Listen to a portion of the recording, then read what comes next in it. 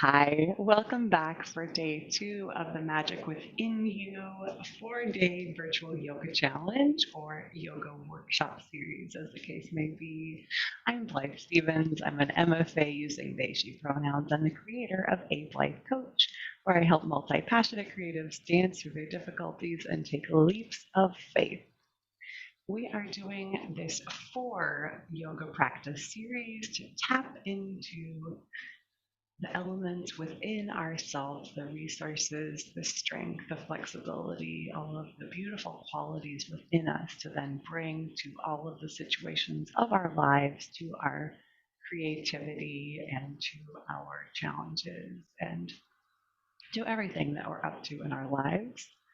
I've already shared with you day 1, which had to do with the element of earth and was a very grounded and rooted practice. And today we're moving on with the element of water. We're going to flow like water through this practice and the rest of our day. So please take a comfortable seated position. You could also practice this standing. All of the practices are adaptable to a variety of positions depending on your energy level and capabilities that day. So please always feel free to modify as appropriate for yourself. Settling into the soles of the feet or the seat. Gently close your eyes or softly focus them on the floor in front of you. And bring your attention to the breath. For Water Day, we are bringing our awareness to the ebb and flow, like waves or tides rising and falling. The breath fills our lungs in 3 dimensions and we expand. And then the tide or the wave recedes again, flows back out to sea. It might be a steady flow, like a rainfall or a stream. And there also can be eddies and whirlpools and variations in our flow.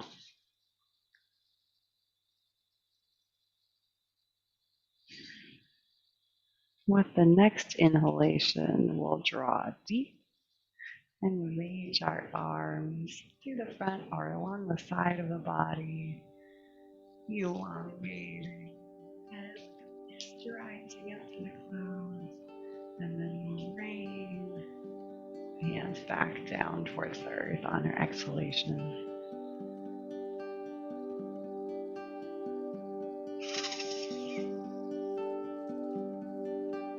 Repeating that breath with our arms reaching out. We can reach them like wings, like those of a seabird. One more time, we'll meet up in the center and the wave will crest. We'll reach one hand to the floor and over the side. Inhaling, we'll pass through the middle. And the wave will crest and break over to the other side. We'll alternate one more time. Flowing through the center and over.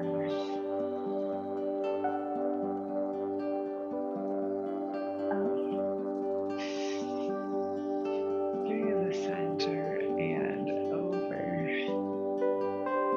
Keeping that breath flowing. And this next round, we'll reach up through the center and twist, so like a whirl, twist to one side, upper body, unwinding through the center for inhalation, and we'll twist in the other direction and keep those twists swirling in one direction and swirling the other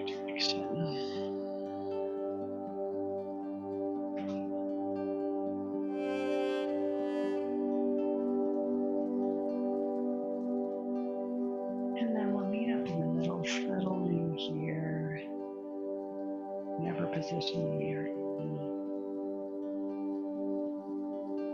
Noticing even during outward apparent stillness, there's a constant flux and flow. There's movement. We're largely composed of water, so there's always a flow happening through digestion, cleansing, washing away. So that's a lovely image to bring also to a watery sort of practice of anything that we're not needing, that's not serving us right now, will be washed away with the flow of the breath and the movement. Let's come into all fours next. Planting the hands underneath our shoulders, the knees underneath our hips. You can provide some extra padding there if it feels appropriate, or modifying as desired.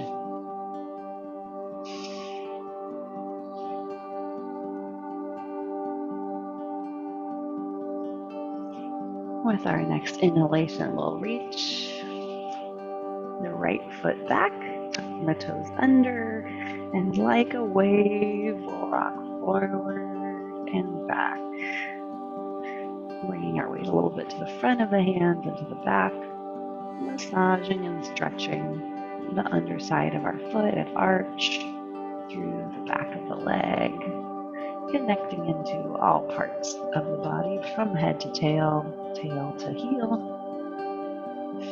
And then float that right leg up and away, a three-legged cat, drawing the knee forward towards our nose into a curled shape, and then stepping or bringing our right foot forward. So we can also assist with the right hand, drawing into a lunge, and then taking a moment to establish that architecture about 90 degrees in each knee, and with enough separation that we feel stable in that kneeling position so we can flow forward and back, also like a wave. So I'm going to provide a couple different options for this. You can try them all, or just select one that works best for you. As we inhale, the wave is going to flow in towards the beach, and then arrive on the sand or on the rocks. So it splashes up on the beach with our inhale into this deep Anjaneyasana. And then as the wave recedes, we'll shift our weight back. We can bring our fingertips or hands to the floor and flex the front foot into a half Hanumanasana, half split forward fold over that extended leg. We can give a little wag to the hips anytime that feels good. And then we'll keep flowing, inhaling as the wave. Shoulder forward. And if you like, you can keep moving the arms and swirl with the surf. Exhaling, forward fold, staying up, or if you want to come back and down, we can draw the legs out to sea that way. Inhale, forward and up. Hips are sinking down, upper body, reaching up, swirling through the left, and swirling arms if you like. And the last one, we'll plant our hands, bring our right leg out again behind us, and settle it in, back into all fours, resting the wrists as you need, giving a little massage to the hands. We'll set up for the left side through all fours, reaching the left foot back and rocking forward and back to stretch and massage the foot and leg, establish our Strength through the upper body and spine. Float it up with an inhale. Exhale, drawing the knee forward towards the forehead and nose. Flowing in like a little raindrop. And then stepping or bringing the left foot forward into our Anjaneyasana lunge. Again, mindful of how we're setting up that shape. And then moving through it like water. Up and forward, splish. Back it down. Splash. Following the waves, the set of several waves forward and up. And then if you want to, you can play there. And back and down. Take whatever variation's right for you a couple more times. My friends, this could also be a high lunge with the back knee up off the ground and a pyramid shape or a triangle as we go down. I'll show what that looks like with this next inhalation.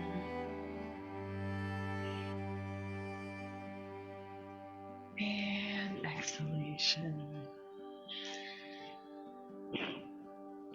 So I could do that fully standing or deeper down one more time.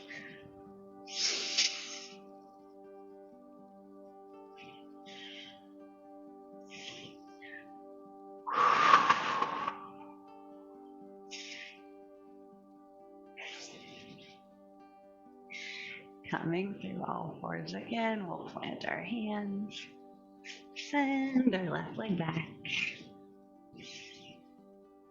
and wax side to side.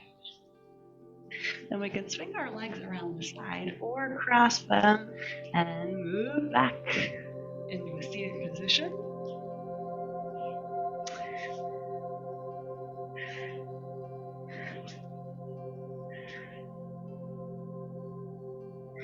Now we'll float our boat on top of the water and or rock and roll so I can splish and splash in the water again. Depending on the surface below you, you might want to add some more padding or omit the rolling along the spine. So adjust as appropriate for you. We'll draw our knees up towards our chest and then grasp the backs of the thighs and then come into a reclining position. So really lock the whole of the back, especially the low back, extending our heart. We'll float up, leaning back so our weight's a little bit behind our sit bones on our seat. And then feel the sun in our mind's eye, warming our chest and our face, shining down on our shin bones. And then you can kind of come in and out of that as you like. Or splish and splash the toes down. Or extend one leg and the other. Or both. And the hands. Folding our boat, we might have some waves we encounter.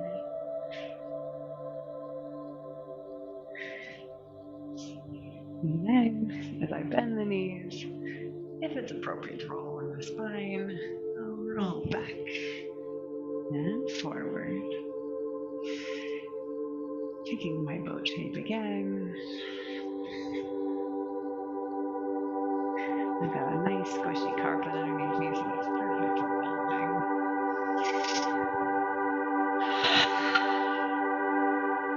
And then at the end, we're going to come all the way down onto our back. So this one is best done reclining. I have difficulty finding actually, I'll show you a standing version in another practice. So reclining fully onto our back body. the whole length of the back to the floor. Knees into the chest for a moment. This I call ducktail, so we're mobilizing through the lower body. Upper body can rest, although maybe the head will swing side to side. So the action starts here low with the feet and legs and the whole pelvis swinging side to side. And like a duck in the water, our tail is going to swing right and left and right and left. Loosening up the side body, the hips, the lower back.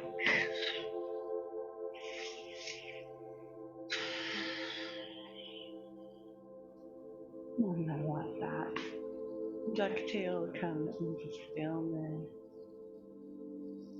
Notice the ripples of energy moving through your stillness. Feel how it's radiating out continuously through our practice. Extending the legs long from the ground before we rest for a moment on our backs in Savasana. We're first extending the legs long. Thus the knees can be softly bent. We're fully extended. We're going to use the heels as a sort of a fulcrum. We imagine the wave of water splashing and flowing through the whole length of the body, top to bottom and out into our room. As we gently flex and stretch the feet, we can get that movement going in the lower body. So that's that flex and stretch of the feet is going to rock pelvis on the floor, which will create movement through the length of the spine, the shoulders, and maybe the head will even sort of nod and roll as we increase the flow, the whole body with little heel rocks. Might feel some warmth, some effort through the backs of the legs. Everything connected, and everything relaxed.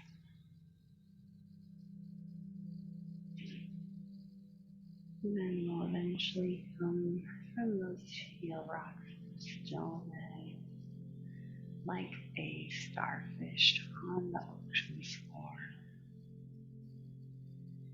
allowing the legs and the arms just to play up to the side.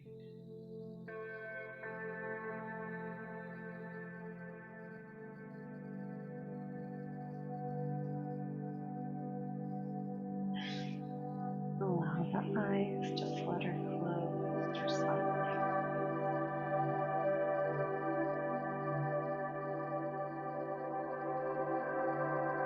If your attention is wandered away from the breath, we'll bring it back now.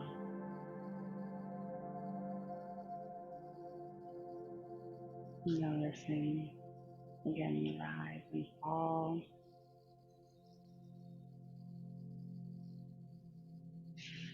The belly and the chest.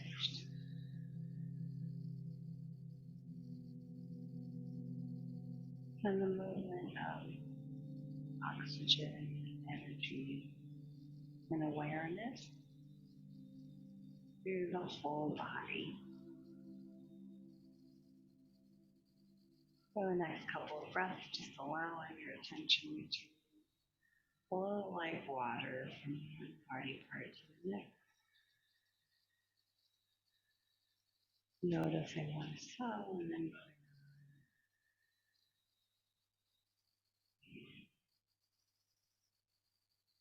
if you can stay here for a few more moments, go ahead and set a timer to do so. Enjoy the full relaxation of Savasana. Otherwise, this gentle movement of the feet and hands back into our larger room.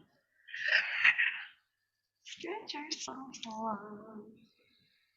Roll on to the side and come back up to our seated or standing position. I hope you've enjoyed flowing as water and images of water through this practice, we've still got fire and air upcoming, and each of these practices is really different to the others because we're embodying different qualities and different ideas. So there's a little something for everyone and for each moment that we might find ourselves in, situation that we're facing. So thank you very much. Aloha and namaste. Until next time.